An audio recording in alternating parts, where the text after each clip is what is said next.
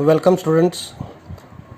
आज की video class 11 subject accountancy, topic book of original entry journal. आज की वीडियो में हम टाइप ऑफ जर्नल एंट्रीज पे डिस्कस करेंगे, यानी जर्नल एंट्रीज के क्या क्या टाइप्स हो सकते हैं। सो आइए स्टार्ट करते हैं। Type number first, simple entry. What is the mean of simple entry? जब हम किसी ट्रांजैक्शन के लिए एक अकाउंट को डेबिट और दूसरे अकाउंट को क्रेडिट करते हैं, यानी एक अकाउंट को हम क्या करते हैं डेबिट और दूसरे अकाउंट को हम क्या करते हैं क्रेडिट करते हैं, तो इसे ही हम सिंपल एंट्री कहते हैं। यानी जब एक अकाउंट डेबिट हो और एक ही अकाउंट क्रेडिट हो तो उसको ही सिंपल एंट्री कहा जाता है। एग्जाम्पल, मान लीजिए गुड्स परचेज फॉर कैश। कोई गुड्स परचेज किया कैश में, तो उसके लिए आप क्या एंट्रीज पास करेंगे? आप देखिए, गुड्स परचेज किया मींस गुड्स बिजनेस में आ रहा है और बिजनेस से कैश जा रही है, यानी एक अकाउंट डेबिट हो रहा है और एक अकाउंट क्या हो रहा है क्रेडिट हो रहा है। इसको एज ए एंट्री कैसे रिप्रेजेंट करेंगे? Purchases account debit to cash account. Purchases account debit क्यों किया? क्योंकि बिजनेस में गुड्स आ रहा है और गुड्स के लिए परचेज को डेबिट करते हैं और बिजनेस से जा क्या रहा है कैश। यानी यहाँ पे इन एंट्री में देखिए कि एक अकाउंट क्या हो रहा है, यानी परचेज अकाउंट यहाँ पे क्या हो रहा है डेबिट हो रहा है और कैश अकाउंट क्या हो रहा है क्रेडिट हो रहा है। यानी एक अकाउंट डेबिट और दूसरा अकाउंट क्या हो रहा है क्रेडिट हो रहा है। अगर ऐसा सिस्टम बन जाता है तो उसी को क्या बोलते हैं simple entry. Narration, being goods purchased for cash. Next, compound entries. क्या होती है कंपाउंड एंट्री? जब एक एंट्री में दो या दो से ज्यादा अकाउंट, दोबारा से फिर सुनिए, जब एक ही एंट्री में दो या दो से ज्यादा अकाउंट डेबिट और क्रेडिट किए जाते हैं तो उसको हम कंपाउंड एंट्री कहते हैं। यानी एक ही डेट है और एक ही डेट को दो या दो से ज्यादा अकाउंट डेबिट और क्रेडिट हो रहे हो तो उसको क्या बोलेंगे कंपाउंड एंट्री। अब मान लीजिए एक ही डेट को कोई वाटर का बिल पे किया, इलेक्ट्रिसिटी बिल पे किया, टेलीफोन बिल कोई पे किया और वेजेस पे की। ये एक ही डेट को ट्रांजैक्शन हो रही है, तो एक ही डेट को ये ट्रांजैक्शन हो रही है, यानी वाटर बिल पे किया, इलेक्ट्रिसिटी बिल पे, टेलीफोन का बिल पे और वेजेस, ये सारी चीज़ें पे कर रहे हैं, तो ये बिजनेस के लिए एज ए एक एक्सपेंस है। तो नॉमिनल के according all expenses and losses are debit, यानी अब इन सभी को यहाँ पे डेबिट कर देंगे और यानी इनके एवज में जा क्या रहा है हमारे से, इनके एवज में हमारे से कैश जा रही है, यानी बिजनेस से क्या आउट हो रही है कैश हो रही है आउट। तो इन सबको क्या करेंगे डेबिट और कैश को क्या कर देंगे क्रेडिट। अब देखिए कंपाउंड एंट्री कैसे ये रिप्रेजेंट हुई। अब देखिए यहाँ पे एक ये अकाउंट हो गया, ये अकाउंट हो गया और एक ये अकाउंट हो गया और एक, यानी चार अकाउंट हो गए। सेम ही डेट को ये चारों ही पे करने हैं और इसको अगर मान लो एक दो या दो से ज़्यादा अकाउंट्स आ जाते हैं एंट्री में तो उसको कौन सी एंट्री बोलते हैं कंपाउंड एंट्री बोलते हैं। यानी ये सारे एक्सपेंसेस हमने यहाँ पे क्या किए डेबिट, क्योंकि ये नॉमिनल के अकॉर्डिंग ये एक एक्सपेंस थे बिजनेस के लिए और हमारे से जा क्या रहा है, यानी बिजनेस से आउट क्या हो रही है कैश हो रही है, तो कैश को क्या कर दिया आउट कर दिया, यानी क्रेडिट कर दिया। Being water bill, electricity bill, telephone bill and wages paid, यानी इस टाइप से, यानी दो या दो से ज्यादा अकाउंट डेबिट या क्रेडिट हो रहे हो तो उसको कंपाउंड एंट्री कहते हैं। एक और एग्जांपल से देखिए, cash paid to Ram and discount received. Cash paid to Ram and discount received, हमने राम से कोई गुड्स परचेज किया होगा, तब हमको कोई राम से डिस्काउंट रिसीव हो रखा होगा।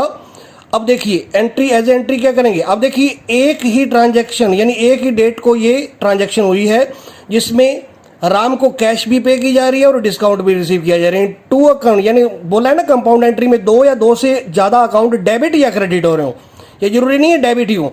यहाँ पे ये एक दो या दो से ज्यादा क्या हो रहे थे, डेबिट हो रहे थे। इसमें क्या देखो, Ram's account debit to cash account to discount account. क्यों किया, रूल्स के अकॉर्डिंग देखिए कैश किसको पे की जा रही है, राम को, और राम पर्सनल अकाउंट के अकॉर्डिंग राम यहां पे रिसीवर का काम कर रहा है, तो राम रिसीवर है तो डेबिट किया जाएगा, यानी राम को क्या किया जाएगा, डेबिट किया जाएगा, यानी डेबिट द रिसीवर रूल। और बिजनेस से जा क्या रहा है, कैश जा रही है, तो कैश को क्या कर दिया, क्रेडिट कर दिया। अब देखिए राम से हमने माल परचेज किया होगा तो राम से हमको क्या मिला, डिस्काउंट मिला। अब डिस्काउंट मिला तो हमारे लिए ये डिस्काउंट किसका काम कर रहा है, नॉमिनल के अकॉर्डिंग, एज ए एक्सपेंस या एज ए इनकम। देखिए यहां पे डिस्काउंट रिसीव हो रहा है हमको, और जब डिस्काउंट रिसीव होगा तो एज ए प्रॉफिट, इनकम या गेन कह सकते हैं हमारे लिए। और नॉमिनल अकाउंट के according all income, revenues, profit, gains are credit. तो यहां पे देखिए ये डिस्काउंट को क्या कर दिया, क्रेडिट कर दिया। अब यहां पर इस एंट्री में देखिएगा दो या दो से ज्यादा अकाउंट क्या हो रहे हैं, क्रेडिट हो रहे हैं, यानी डेबिट हो या क्रेडिट हो, होने क्या चाहिए, दो या दो से ज्यादा अकाउंट्स डेबिट या क्रेडिट होने चाहिए।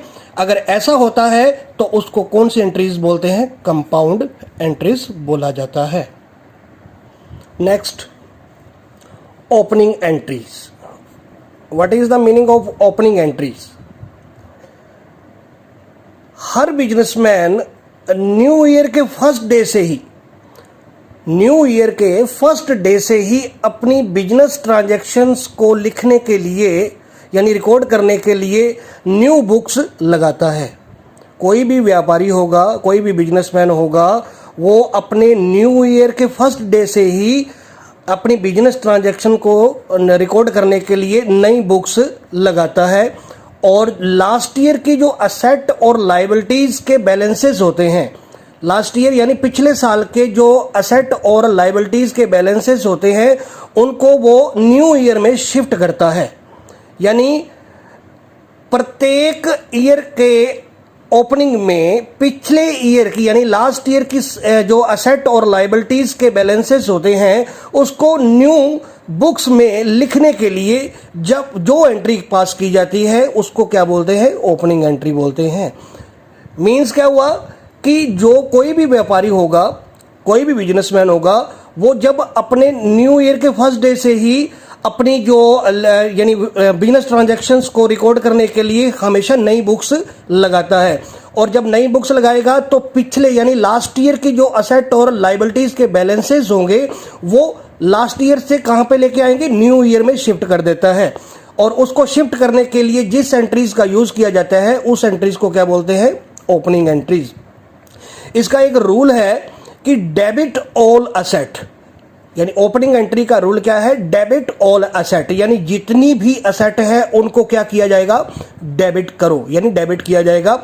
And credit all liabilities and capital, जितनी भी लायबिलिटीज है बिजनेस की और कैपिटल है उनको क्या किया जाएगा, क्रेडिट किया जाएगा। अब यहां पे देखिए कैपिटल, यानी capital is the balancing figure. ये क्यों बोला गया, capital is the balancing figure? जब हम असेट्स को डेबिट कर देंगे और लायबिलिटीज को क्रेडिट कर देंगे तो लास्ट में जो डिफरेंस बचेगा वो क्या बचेगा, कैपिटल। और वो कैपिटल एज ए क्या होगा, बैलेंसिंग फिगर। एक एग्जांपल के अकॉर्डिंग यहां पे हम इस चीज को समझेंगे। On 1 April 2019 the following balances appeared in the books of mister Ram. 1 अप्रैल 2019 को कुछ बैलेंसेस दिए गए हैं जो मिस्टर राम की बुक्स में अपीयर है। क्या क्या है, सबसे पहले देखिए assets, cash balances 2000, bank balance 12,000, stock 10,000, machinery 50,000 and building 40,000। ये बैलेंसेस एसेट साइड में दिए हुए हैं। और लायबिलिटी साइड में क्या क्या दिया हुआ आपको, क्रेडिटर्स ₹25,000 एंड बैंक लोन ₹25,000। अब देखिए यहां पे एसेट और लायबिलिटीज दोनों ही यहां पे दिए हुए हैं। अब रूल्स के अकॉर्डिंग यानी ओपनिंग एंट्रीज पास करनी है तो हम असेट्स, सभी जितनी भी असेट्स दे रखी है उनको क्या करेंगे, डेबिट कर देंगे, और जितनी भी लाइबिलिटीज दे रखी है उनको क्या कर देंगे, क्रेडिट कर देंगे। ये फॉर्मेट दिया हुआ है जर्नल का। सबसे पहले डेट में 2019 अप्रैल 1, सबसे पहले कैश, जितनी भी अपने को असेट दे रखी है सभी को डेबिट कर दीजिए। तो देखिए, cash account debit, bank account debit, stock यानी purchase account debit, machinery account debit, building account debit.